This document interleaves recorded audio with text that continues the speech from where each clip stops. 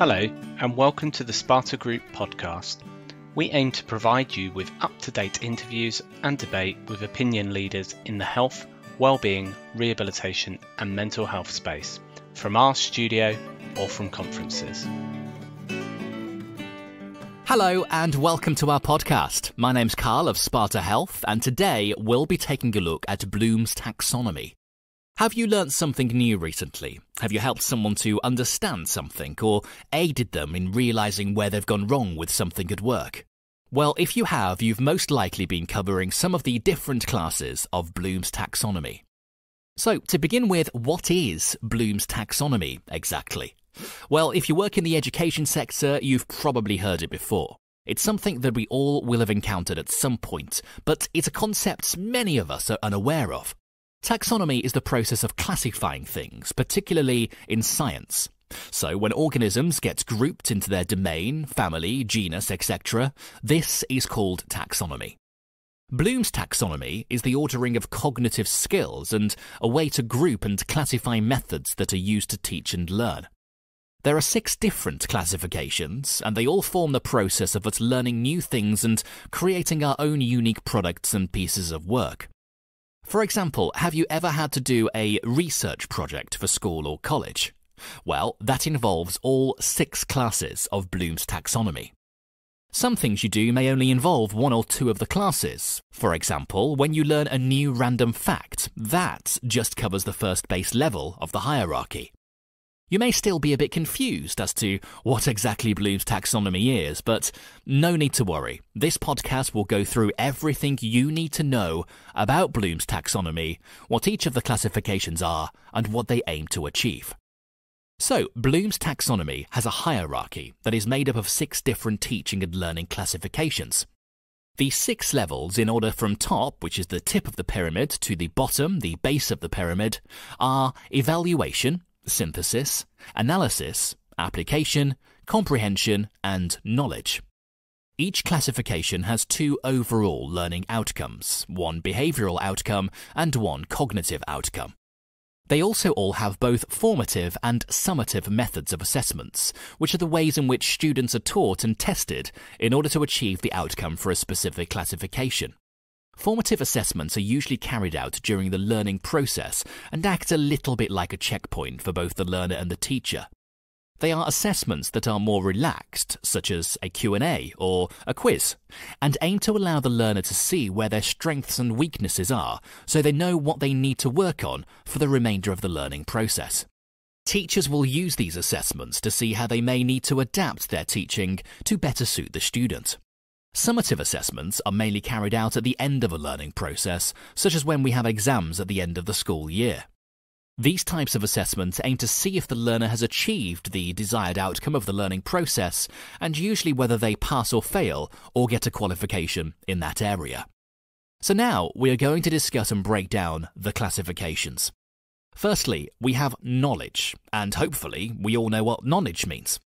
It is all about being able to recall facts and is the process whereby we learn things such as theories, patterns, and how to behave. We store them in our brains so we can recite them or bring them up in relevant situations.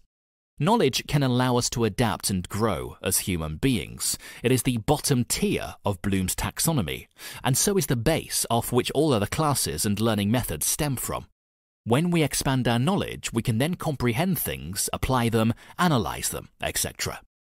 There are 2 learning outcomes for teachers trying to expand an individual's knowledge, these being behavioural and cognitive. Now, behavioural is being able to recall learned information that is appropriate to the situation when asked, while cognitive is learning information as the base in order to act as a catalyst for the rest of the learning outcomes. In terms of what methods are used to expand a learner's knowledge, virtually any methods where you explain or introduce a new fact or theory will help to allow someone to become more knowledgeable.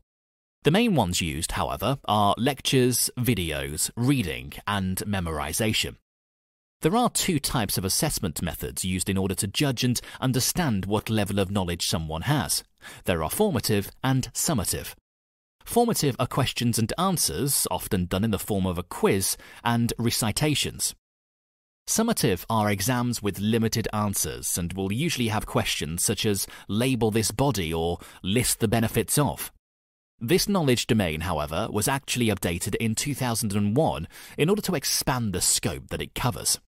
It was split into 4 different types of knowledge, which are factual, conceptual, procedural, and metacognitive knowledge. Factual knowledge is the standard type of knowledge when you learn terminology and basic definitions. It usually involves specific pieces of information and not a huge amount of detail.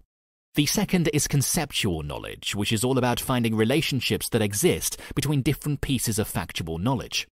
It's not quite comprehension, but is instead knowing that 2 things relate and overlap, rather than knowing exactly why they have that relationship.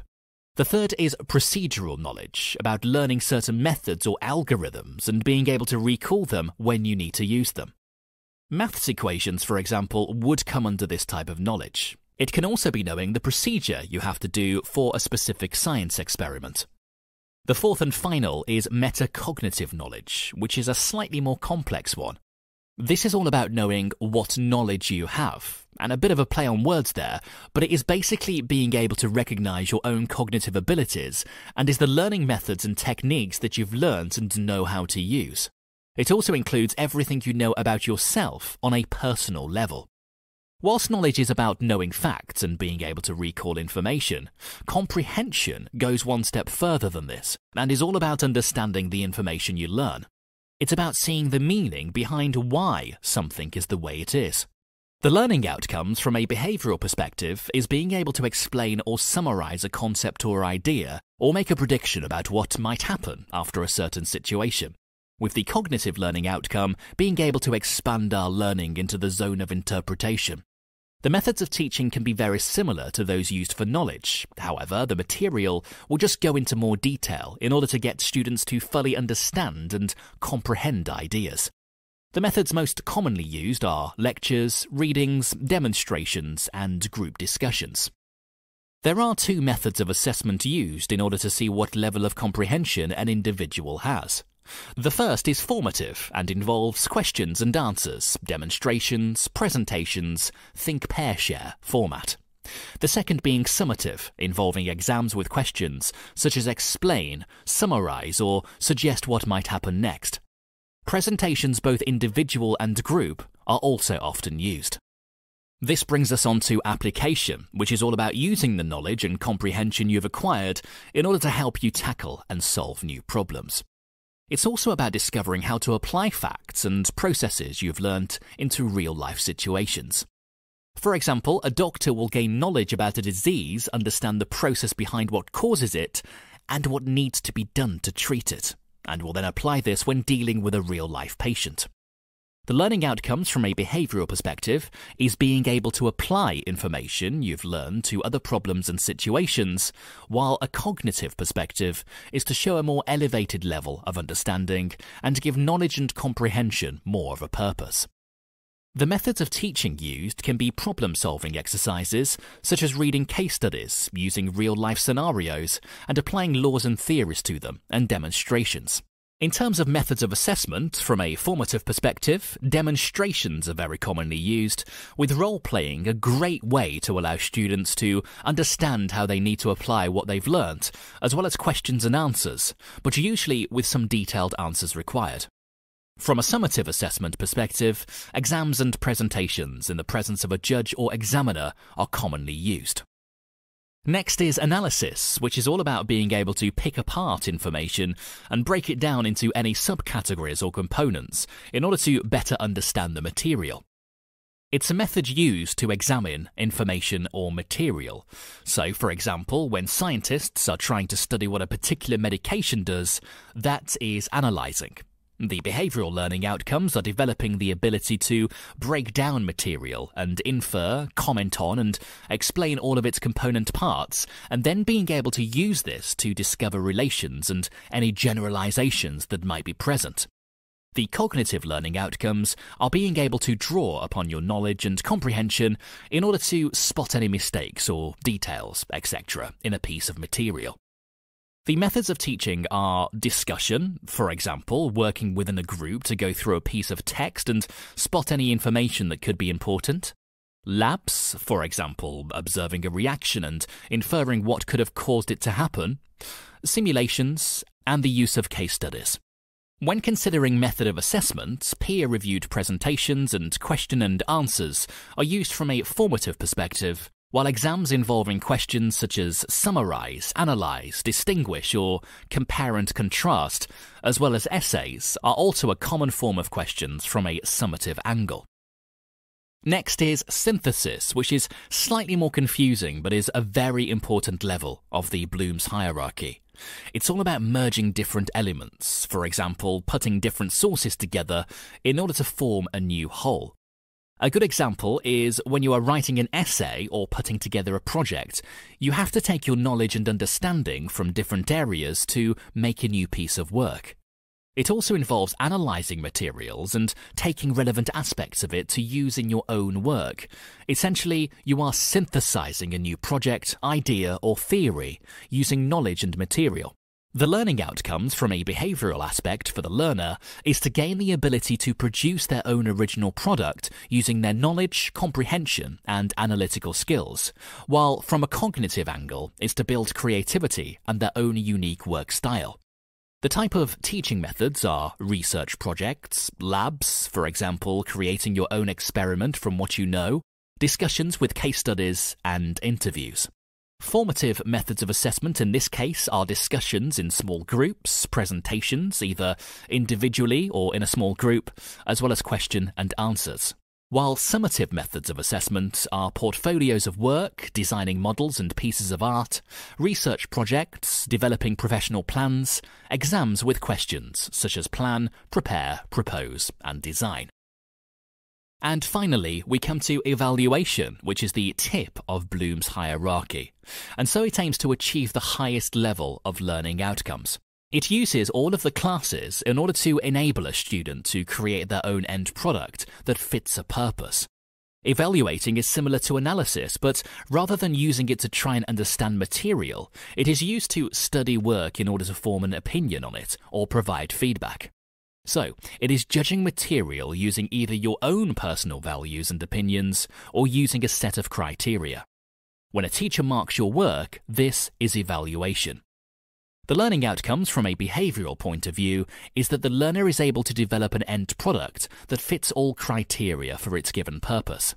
That they are able to check their own work and that of their peers in order to spot where they may have strayed from the purpose and criteria. The cognitive learning outcomes are to use all other classes from the hierarchy in order to produce their own products, which fulfills a purpose. The type of teaching methods are demonstrations, debates, group presentations with peer reviews, and discussions using case studies. Formative methods of assessment are group discussions, peer reviewing, question and answers, and debates, while summative ones are presentations and exams with questions such as evaluate, discuss, defend, or assess. So, there you have it, everything that you need to know about Bloom's taxonomy. It's something that anyone who's been to school or who has been in the education sector will have experienced whether they realise it or not. It's also something that we do in everyday life as we are always expanding our learning abilities and discovering new things. It really is true what they say, you learn something new every day. Thanks for listening, and if you enjoyed this podcast episode, make sure to subscribe for more content like today, and tune in to our next episode and learn all about intellectual development. I'll see you next time. At Sparta Group, we are keen to hear your thoughts about the topics discussed today, so please tweet us at Sparta_health or visit our website for more information and support.